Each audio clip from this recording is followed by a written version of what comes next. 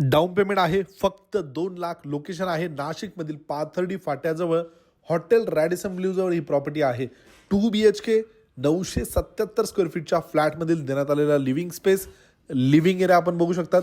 लिव्हिंगला समोरील बाजूला French door, attach balcony देखील मिळते. या फ्लॅटपासून हायवेची उत्तम कनेक्टिव्हिटी आहे. पोद्दार स्कूल अगदी जवळ आहे.